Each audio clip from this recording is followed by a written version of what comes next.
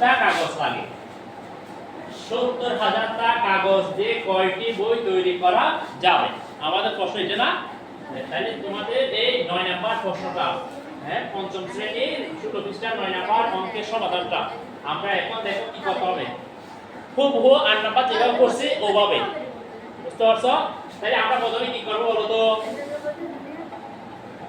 এইটা কি করতে হবে? ভাগ করতে হবে, ঠিক না? তাহলে প্রথমে আমরা কি লিখব? কি লিখব বলো?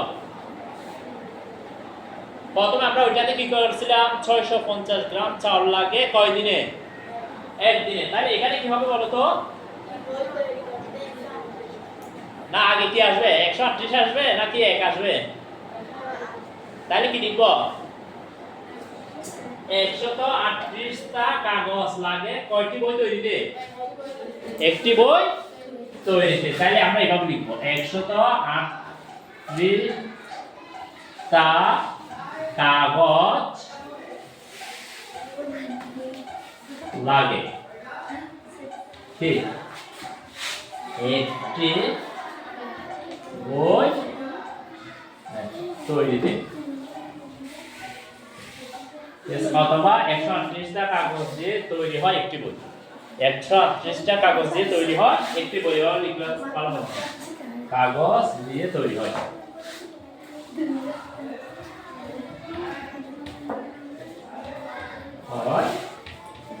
একটি বই, ঠিক আছে না? তাহলে আমরা এরপরে কি লিখতে পারি? একটা কাগজ দিয়ে তৈরি হয়, বুঝতে পারছো? একটা কাগজ দিয়েও লিখতে পারি অথবা ডাইরেক্ট এটা দিয়েও লিখতে ফেলতে পারি। কি বলো, এক লাইন কম করাবো নাকি? এক লাইন কম। তাহলে এক লাইন কম করলে আমরা এটা দিয়ে করে ফেলবো, ৭০,০০০ টা কাগজ দিয়ে তৈরি হয়। তাহলে কি হবে? বা ৭০,০০০ বা কত? ১৩৮। তাহলে আমরা একদম সরাসরি ভাগটা নিজেরাই করব, কি বলো? তাহলে কি করতে হবে বলো তো? প্রথমে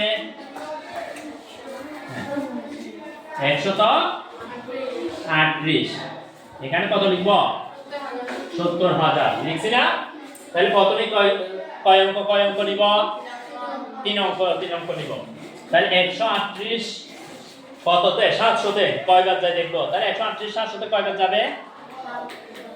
৭ বার। হ্যাঁ, কয়বার যায়? তাহলে ৭ দিয়ে গুণ করে দেখি ৭ বার হয় কিনা।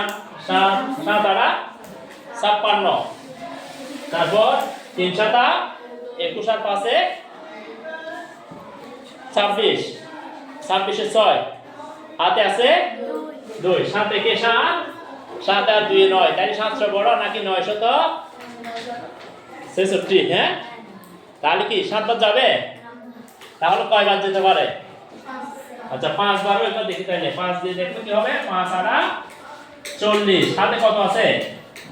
৪, ৩ ৫ ১৫ আর ৪ ১৯, ১৯ ৯, ৫ একে ৫ আর একে ৬, ৬৯০। তাহলে এখানে যদি আমরা আরো ১০০ দিই তাহলে কি হবে? ৭৯০ হয়ে যাচ্ছে। তাহলে মানে এটা সেটে বড় হয়ে যাচ্ছে। আমরা এই ৫ বারই যাবে। কয়বার যাবে? তাহলে এখানে কি লিখবো আমরা? ৫, বুঝতেছো না? হ্যাঁ, তাহলে ৫ বার গেলে কত হবে বলো? তোমরা তো বাকিটা আগে করছো। হ্যাঁ, তাহলে কত হবে? ৬৯০। এরপর আমাদের কি করতে হবে বলো তো? বিয়োগ। তাহলে আমরা বিয়োগ করলে কত পাবো? ০ ১। এটা তাহলে ৬ হয়ে গেছে। ৬ থেকে ৬ গেলে কিছু নাই। হ্যাঁ, তাহলে এবার আমরা কয়জন নামাবো? একবার। তাহলে ১০০। ১০০ এ কি ১৩৮ যায়? না গেলে আমরা এটাকে একবার কি দিয়ে গুণ করে দিব? ০ দিয়ে। তাহলে কি এখানে একটা ০ বসাবো, এখানে একটা ০ বসাবো। তাহলে এটাকে ০ দিয়ে গুণ করলে কি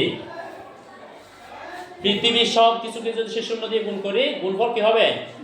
০। তাহলে এবার আমরা আবার বিয়োগ করে নামাইলাম। কত? ১০০। ১০০ থেকে ০ গেলে ১০০ না? এরপর আরেকটা নামাবো। তাহলে ১০০০। ১০০০ এ এবার ১৩৮ কয়বার যায়? ৭ বার। আচ্ছা, ৭ বার আমরা করছিলাম। ৭ বার গেলে কত হয় বলো তো? ৭ এখানে করছিলাম, কত পাইছিলাম? ৯৬৬। ৯৬৬ এটা পাইছিলাম না? তাহলে বিয়োগ করলে 10 থেকে 6 গেলে 4, তারপর 9 থেকে 6 গেলে 3, তাহলে এটা 9 হয়ে গেছে। হ্যাঁ, তাহলে কত পাইছি আমরা? 560টি বই না? তাহলে 560টি বই পাওয়ার পর আরো কয়টা কাগজ অবশিষ্ট থাকবে? 34টা কাগজ অবশিষ্ট থাকবে। তাহলে আমি এটা বুঝতে পারতেছি। এবার বুঝছো তোমরা? তাহলে উত্তর কত? 560টি বই।